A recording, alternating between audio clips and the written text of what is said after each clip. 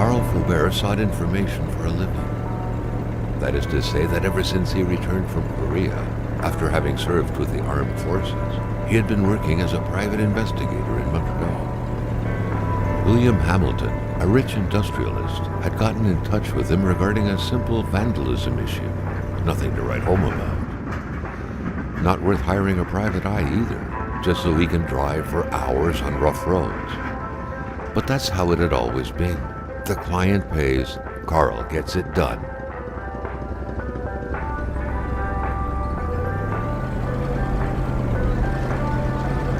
They had set up to meet at the general store, his client's business. Well, actually, the entire village had William Hamilton's name written all over it.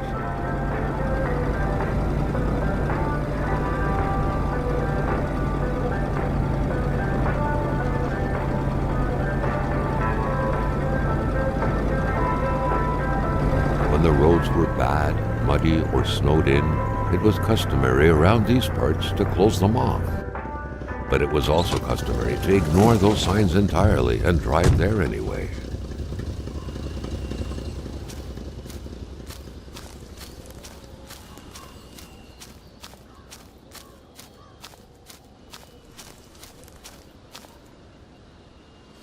Never in his life had Carl thought he would one day drive further north than Chibougamau.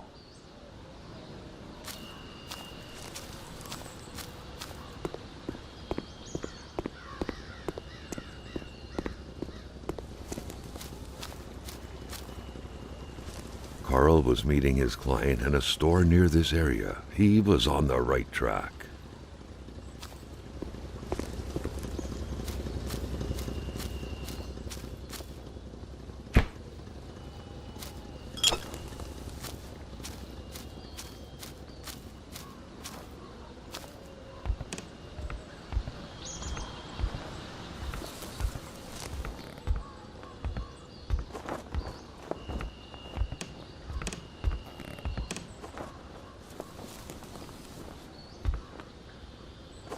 Emperor Duplessis, in spite of his conservative agenda, did a good job in colonizing the rural north, which helped to re-establish the region as an integral part of the province of Quebec. The blue fleur-de-lis could be seen fluttering in the wind here and there, taunting the red Canadian flags on the other side of the province's boundaries.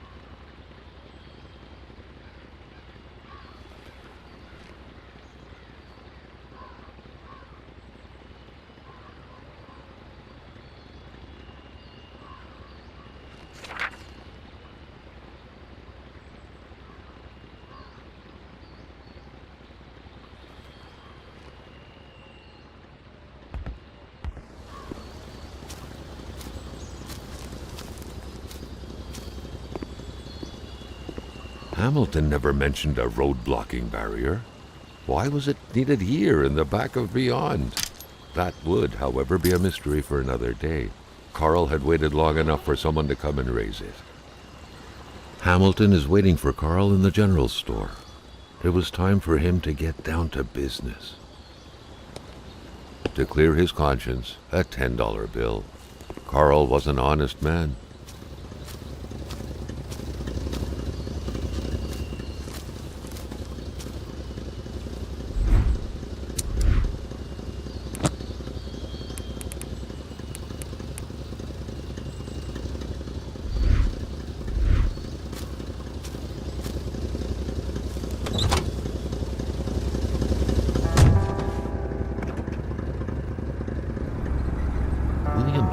enjoyed a lavish country house built in the very heart of the northern forests, not too far from here.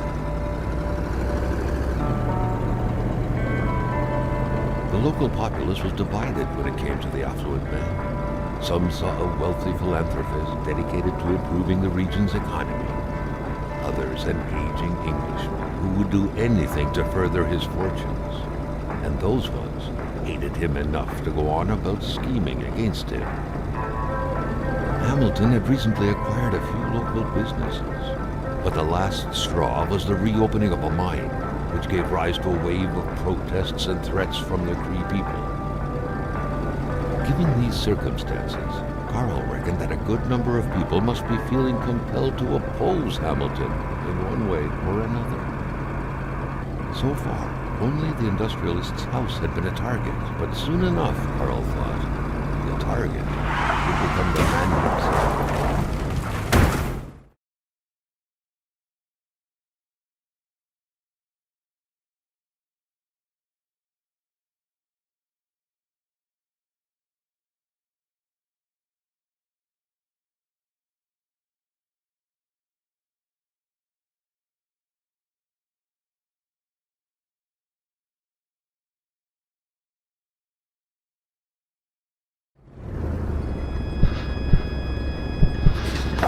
Carl needed to get out of there.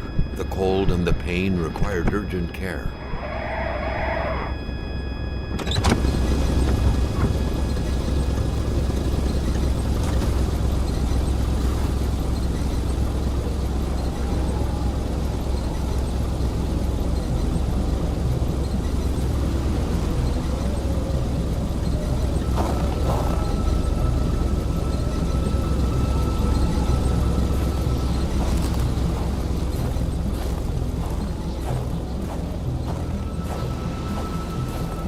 The driver had taken off. It was still best to check it out and leave nothing to chance. Carl needed help.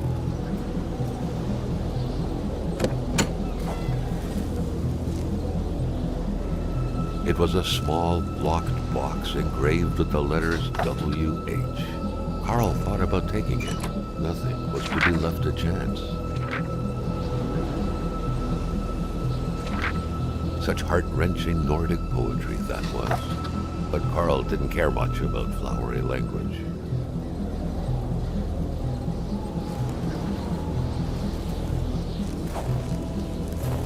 This deep in the country, his last hope was to find an abandoned garage or a farm by the roadside.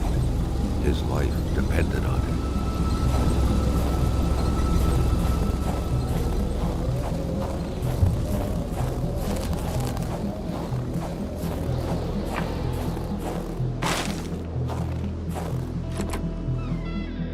Complaining was not in Carl's nature. It would take more than light injuries to interrupt his investigation.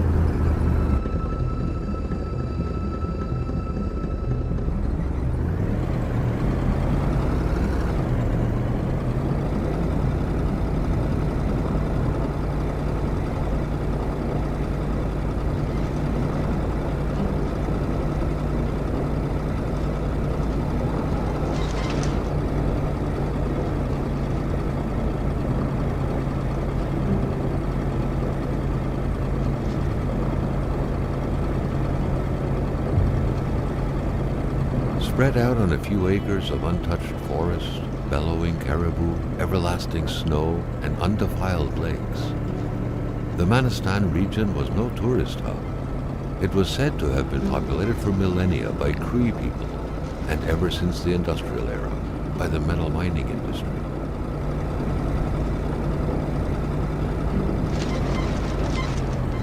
The truck was running on fumes. Good thing that the general store was close by.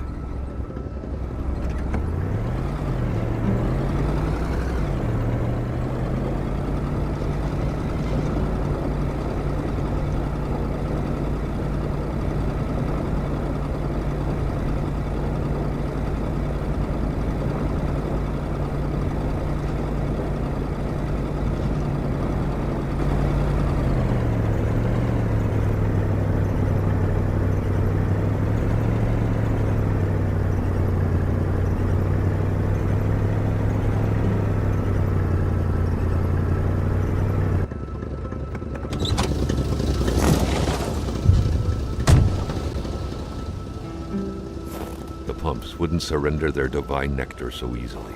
In all likelihood, they had to be switched on from inside the store. A milkman had to drive by every week to fill the bottles. The fresh milk indicated a recent visit. Something fell to the bottom of the box.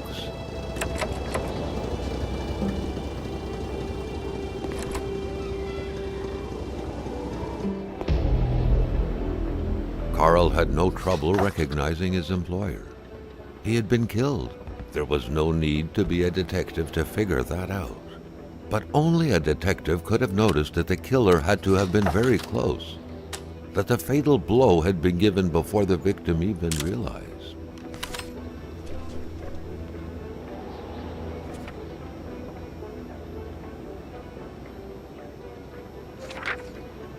What could be inside that envelope? Carl was taken aback. He knew this address. It was said to be the address of the P.O. box for the Canadian Secret Service.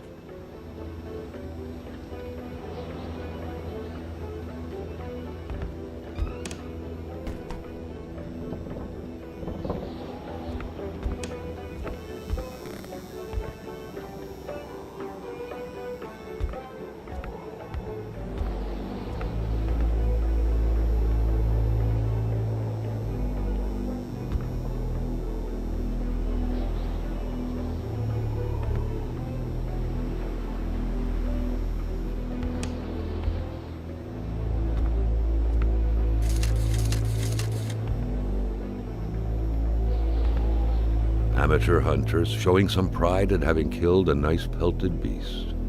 With men like this roaming the area, wolves would become extinct within 10 years, Carl thought.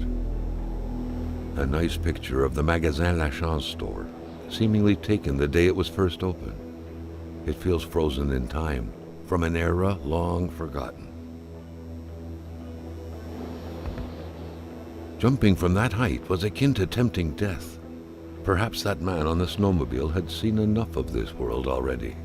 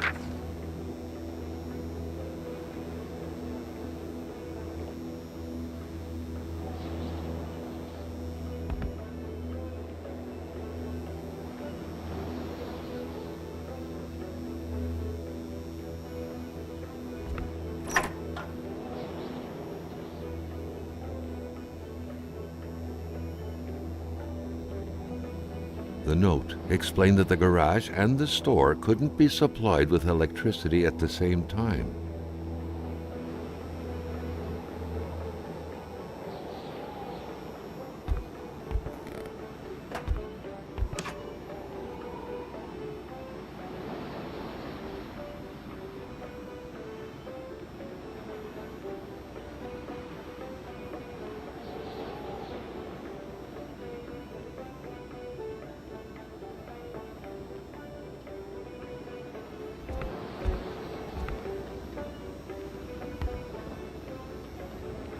Carl felt a chill down his spine and had a terrifying realization. If Hamilton was dead, then who was going to pay him?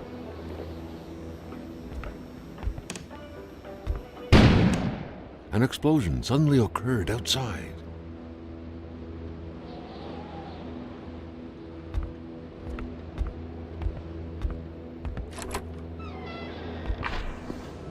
Maintaining his composure, Carl recalled something from his military training. Wolves always stay away from populated areas. Wait, was it about bears?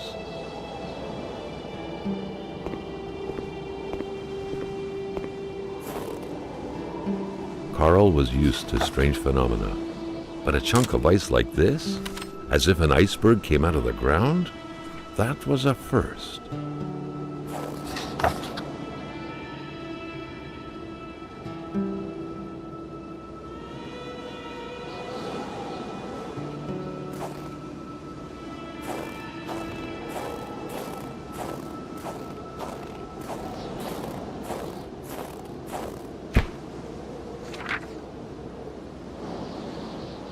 Hate was in the air.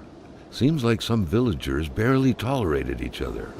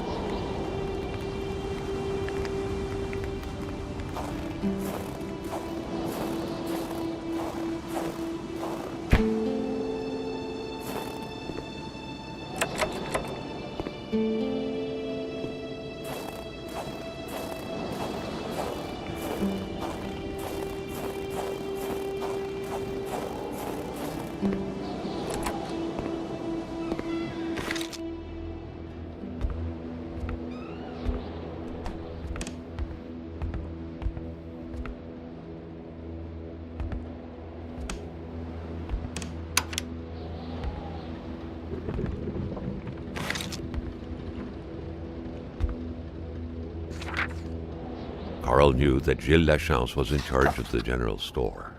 That made him one of Hamilton's employees. A very angry employee, as Carl could plainly see.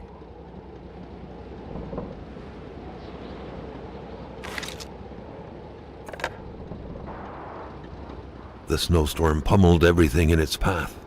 Carl was not surprised when he heard no tone.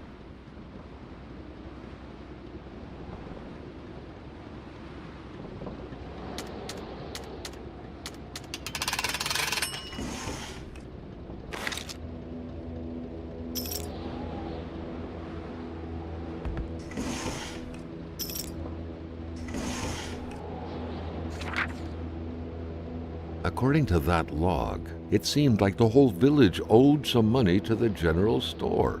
Carl was far more interested in the bunch of nearby addresses he had just gotten his hands on, though.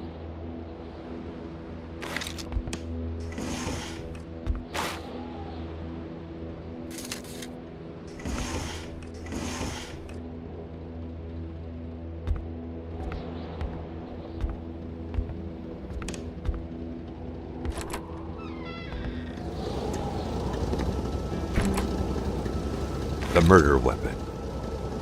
What was that doing there, Carl wondered.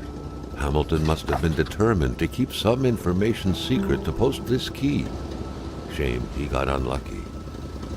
Everything made sense now. Poor Hamilton's denunciation was interrupted, and he figured it would be best to lock everything up and send the key to his correspondent, who would receive the box later on.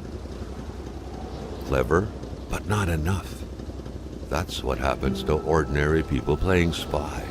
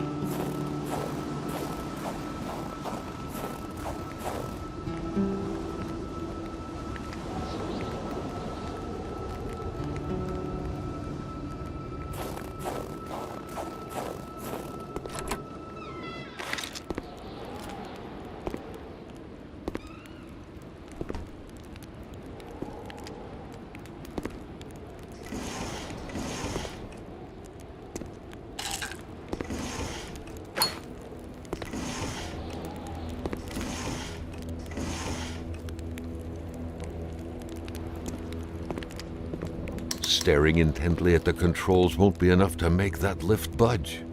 The poor thing was out of power. The crowbar was stuck under the lift. Notwithstanding Carl's imposing stature, car lifting wasn't part of his skill set yet.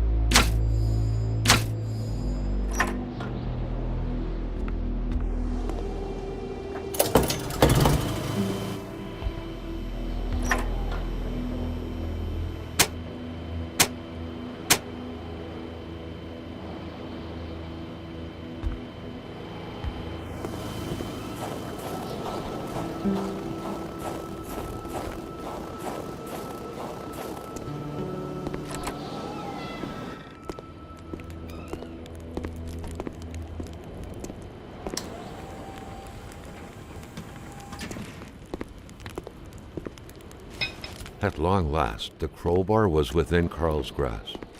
Surely it would come in handy at some point.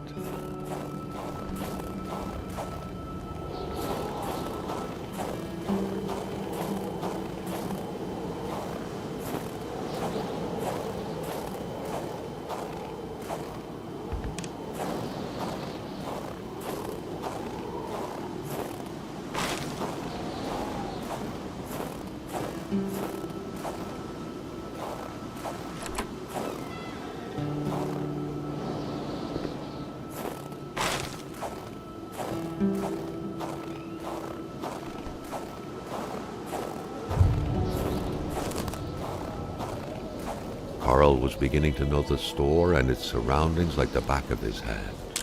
The seeker had sought.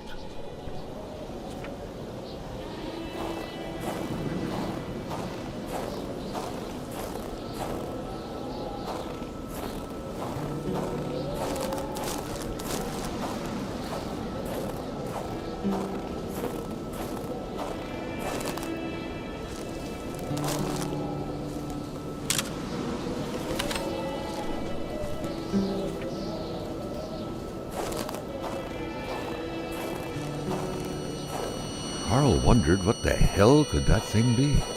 It looked like a man fossilized in ice. All of a sudden, Carl felt like he was pulled inside a world of dreams, a cold, unknown dimension. Somehow, self-control was slipping from his grasp.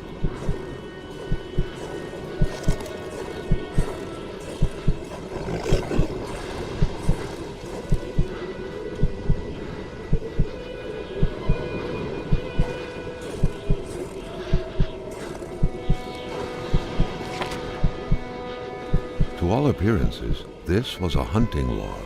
Better yet, a war diary.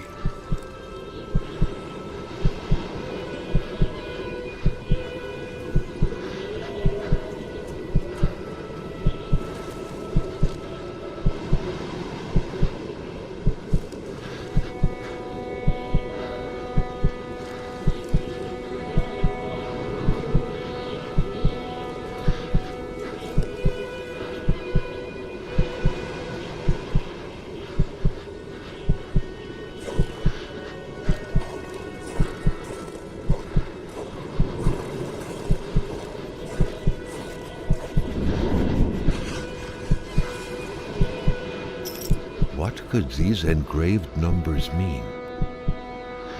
A fresh path suddenly appeared before Carl.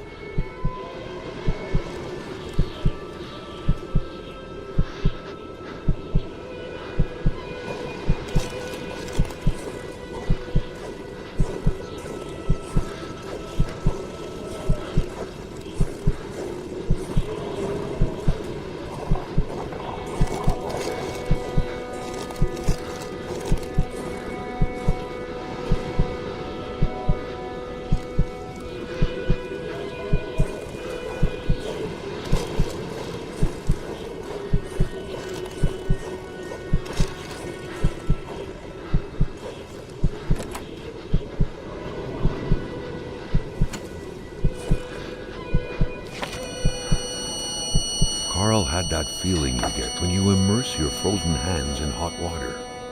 What happened? Now at least he knew who the unfortunate man petrified in ice was. Gilles Lachance, the general store's manager himself.